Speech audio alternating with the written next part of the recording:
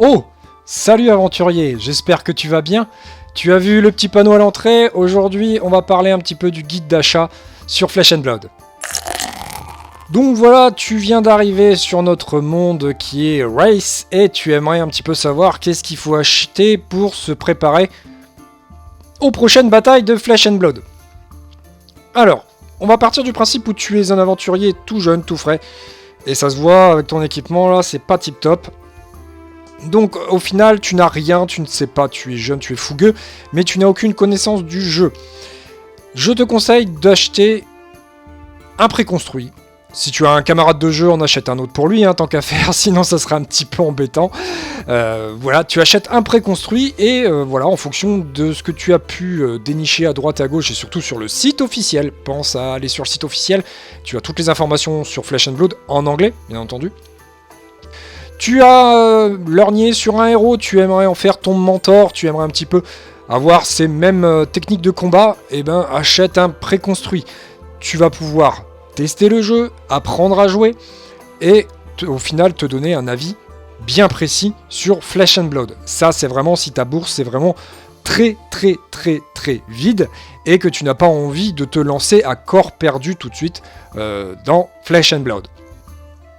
Si tu es un joueur qui a pu déjà justement tester le jeu, que ce soit en préconstruit avec les decks de bienvenue, ou alors via les différents logiciels que sont par exemple Untape ou TTS, tu as envie de te lancer dans Flesh and Blood. Là, plusieurs choix sont à ta disposition. Il y a bien entendu, encore une fois, les préconstruits, les boosters et les boîtes de boosters. Si tu achètes uniquement des boosters, voilà, tu as ta bourse qui commence tout doucement à se remplir un petit peu de pièces d'or, mais tu n'as pas encore les moyens. Dans ce cas-là, si tu veux non seulement acheter des boosters et t'amuser, je te conseille d'acheter au moins des boosters par lot de 6. Pourquoi par lot de 6 ? Parce que tu vas pouvoir tout simplement t'amuser à faire soit du scellé, soit du draft avec tes amis pour jouer à Flesh and Blood et pourquoi pas échanger des cartes et tout, en fonction de qui a eu quoi et en fonction de votre affinité avec tel ou tel héros. Donc que ce soit sur Welcome to Race ou Arcane Rising. Sur les deux extensions, je ne parlerai pas de Crucible of War pour l'instant, parce que Crucible of War est vraiment une extension complémentaire et non pas une extension de contenu. Voilà, je vais t'expliquer pourquoi. Welcome to Race, c'est la première extension qui contient les 4 premiers héros, qui sont la Brute, le Guardian, la Warrior, ou le Warrior, mais c'est une femme, donc la Warrior et le Ninja. Donc eux sont les héros principaux de Flesh and Blood et ont les mécaniques de base entre guillemets du jeu. Alors, attention, ça ne veut pas dire qu'ils sont faibles, bien au contraire, ils sont très forts. Flesh and Blood a plutôt tendance à être homogène au niveau des résultats des tournois. Il y a forcément un ou deux héros qui sortent un peu du lot, mais dans la plupart des cas, tout le monde joue dans un tournoi, on voit la plupart des héros apparaître et au niveau des ratios, ils sont tous un peu équivalents. Pour Arcane Rising, on a les 4 nouveaux héros, mais qui apportent de nouvelles mécaniques, qui ne sont pas forcément des mécaniques dites de base. C'est-à-dire, par exemple, on va prendre le Wizard, donc le magicien, Kano, qui lui joue beaucoup sur l'effet instantané, qu'on ne voit pas beaucoup dans Flesh and Blood. Ou encore le Runeblade, qui lui joue avec les dégâts d'Arcane. Le Wizard aussi. Mais voilà, c'est vraiment deux personnages bien spécifiques, qui jouent vraiment bien avec de nouvelles mécaniques. D'accord ? Donc Arcane Rising pour moi c'est pour les joueurs confirmés. Mais rien n'empêche d'un joueur qui a testé le jeu mais qui ne trouve pas à son goût les 4 héros principaux peut se lancer dans Arcane Rising. D'accord ? Donc bien entendu, Welcome to Race apportera un pool de cartes pour les 4 héros principaux, les 4 premiers en tout cas, plus un pool de cartes génériques, et Arcane Rising proposera un pool de cartes pour les 4 nouveaux héros et un pool de cartes génériques en plus. Donc, si tu as commencé à avoir ta bourse plutôt bien remplie, tu peux aller au-delà des 6 boosters. Je te conseille forcément d'acheter un display. C'est une certaine somme, certes, mais avec un display, tu vas pouvoir avoir une pléthore de cartes. Non seulement tu auras forcément les 4 héros, toutes leurs armes, en tout cas les armes de base. La plupart des équipements en tout cas de base, plus des équipements un peu rares, voire avec un peu de chance les équipements légendaires. Jusque-là, on peut aller jusque-là. Et en plus de ça, bah, comme je t'ai dit, tu vas pouvoir avoir énormément de cartes. Avec un display, mon exemple, je prends mon exemple. J'ai acheté un seul display qui est Welcome to Race, je l'ai ouvert, et j'ai pu voir un petit peu, je vais montrer là quelques photos que j'ai prises. Comme tu peux voir là, j'ai pris l'exemple, pour exemple en fait, les starter decks. Donc toutes les sleeves, enfin toutes les protège cartes noires, les trous noirs que tu vois dans chaque liste, en fait, c'est les cartes qui manquent pour faire les decks préconstruits, donc les decks de 60 à 80 cartes. Étant donné que le mode Blitz, donc le format plus court avec des decks plus petits, avec 2 exemplaires de cartes seulement au lieu de 3, et bien voilà, et je pense que tous les joueurs qui ont ouvert un display ont pu s'en rendre compte, j'ai remarqué qu'en fait les displays sont faits essentiellement justement pour le Blitz, le scellé et le draft. Donc tu vas pouvoir avoir des cartes en x2 minimum quasiment. Tu n'auras pas forcément toutes les cartes de l'extension, mais tu auras assez de cartes en fait pour te créer plein de decks Blitz, au moins les 4 decks, les 4 héros, au format Blitz assez facilement.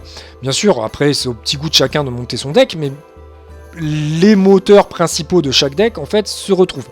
Donc pour moi, un display est vraiment le meilleur rapport qualité-prix. Je dis pas que le reste est à jeter, mais c'est certes une certaine somme à débourser pour Flesh and Blood, mais si tu te sens prêt à te lancer dans le jeu et tu adores Flesh and Blood, achète au minimum un display. Je ne parlerai pas des gens qui achètent des cartons de display, donc en x4. Ça, ils ont largement l'argent en fait pour acheter toutes les cartes qu'ils veulent. Là-dessus, il n'y a aucun problème. Mais voilà, si tu es un joueur plutôt moyen, comme moi par exemple, qui ne débourse pas des 1000 et des 100 non plus dans un TCG, pour moi, acheter au minimum un display est le meilleur rapport qualité-prix, pour pouvoir non seulement s'amuser, mais en même temps collectionner les cartes. Donc, même punition, comme j'ai dit tout à l'heure, tout dépend de ce que tu veux. Si tu démarres le jeu, tu veux te lancer et tu veux pas aller trop loin dans les mécaniques, Welcome to Race est vraiment l'extension. De toute façon, c'est la première extension. Il n'y a pas de, pour l'instant, dans Flesh and Blood, il n'y a pas de rotation dans la méta. C'est-à-dire que toutes les cartes sont disponibles et toutes les cartes sont jouables. Tu peux acheter Welcome to Race les yeux fermés. C'est vraiment l'extension principale, la première extension qui apporte la plupart des cartes qui sont jouées dans les decks. Ensuite, tu as Arcane Rising que tu pourras acheter si tu es plutôt tendance à vouloir, au lieu de... Voilà, les 4 premiers héros ne t'intéressent pas, mais tu veux te pencher plutôt sur les 4 nouveaux héros, achète un display de Arcane Rising. Pareil, même topo, tu auras pas mal de cartes qui pourront au moins te permettre de faire des decks Blitz. Et en plus de ça, tu auras les 4 héros de Arcane Rising.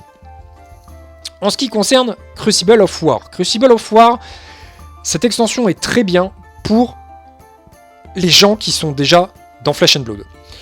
Crucible of War, c'est une extension complémentaire, c'est-à-dire qu'en fait, elle ne va pas apporter de nouveaux héros, au contraire, elle va même rééditer les héros. Il y aura deux nouveaux héros, mais qui ne sont pas joués. Voilà, pour l'instant, parce qu'ils n'ont pas leur carte, et ils ont vraiment une mécanique bien spécifique. Et je n'ai pas vu de deck passer. En tout cas, je n'ai pas vu de deck en tournoi passer avec ces deux héros-là, donc on n'en parlera pas.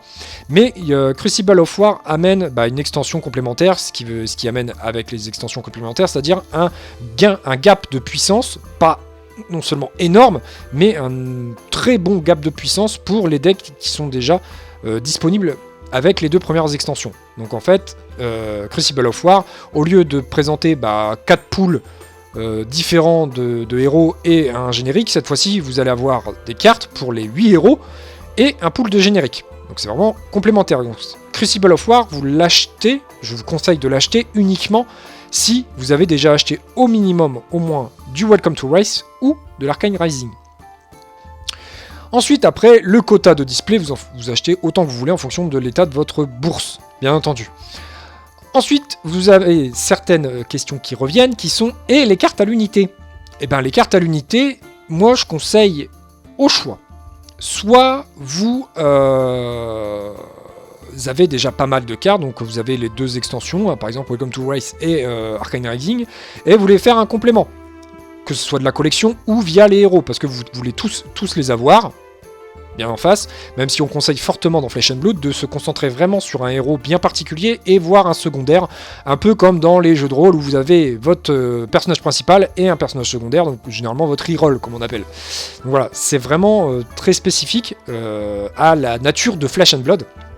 Il faut vraiment voir le jeu comme un jeu de rôle. Pour moi, c'est vraiment comme un jeu de rôle où on se concentre vraiment sur un personnage qu'on va gonfler au fil des extensions, plutôt que de s'éparpiller un peu partout. Après, comme d'habitude, hein, ça dépend des bourses des aventuriers. Donc au niveau des cartes à l'unité, voilà, moi j'ai fait un petit calcul pour vous dire mon ressenti au niveau de ça. Pour moi, vraiment acheter les cartes à l'unité, c'est vraiment faire un complément, surtout pour son deck principal, où généralement vous allez avoir les cartes en 2 exemplaires, il vous manque la 3e, ou bien vous n'avez pas du tout les cartes en question et vous voulez les acheter. C'est généralement tout ce qui est majestique et légendaire. Les cartes à l'unité sont très bien pour ça. Si jamais vous vous dites, bah voilà, je vais prendre mon exemple, je veux jouer Ranger. Je veux jouer Ranger, mais j'ai que du Welcome to Race. Donc ça m'embête parce que du coup, j'ai aucune carte du Ranger. Je me suis dit, je vais aller me renseigner pour voir un petit peu le prix à l'unité si j'achète toutes les cartes de Ranger en x3. Voilà, sans compter le héros, les équipements, etc. Toutes les cartes en x3. Je me suis cantonné au niveau de l'achat, sans compter les légendaires et les majestiques. Je suis vraiment contenté des communes, des rares et voire des super rares. J'ai fait le calcul, et juste pour le Ranger, et pourtant c'est certainement la classe la moins jouée, donc la moins chère entre guillemets, je m'en étais déjà tiré pour environ 35 € sans compter les frais de port. 35 €, c'est quasiment la moitié d'un prix d'un display.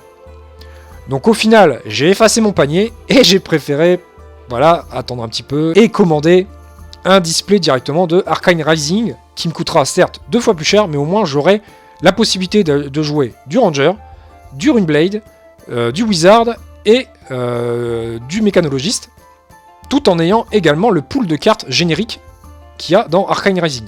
Vous voyez ? Donc, acheter des cartes à l'unité, je vous conseille fortement uniquement pour booster votre deck ou compléter votre deck principal.